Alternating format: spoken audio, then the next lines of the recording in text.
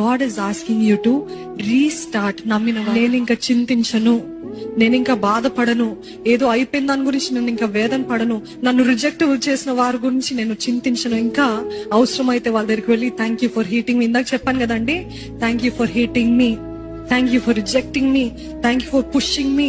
ఎందుకంటే నువ్వు నన్ను హేట్ చేసే కొద్ది నేను ఇంకా దేవుని పైన ఆధారపడతాను నేర్చుకున్నాను. ఆమేన్.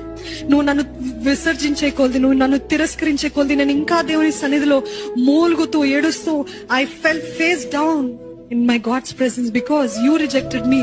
I came closer to my God. శ్రమ నొంది ఉండుట నాకు మేలాయను. ఈ రోజు ఈ రిజెక్షన్ కూడా మనం ఏమనుకోవాలి తెలుసా? ఈ రిజెక్షన్ పొందుకోవటము నాకు మేలు.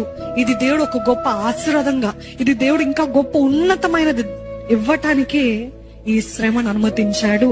థ్యాంక్ యూ జీసస్ అని బిగ్గరగా చెప్దామండి.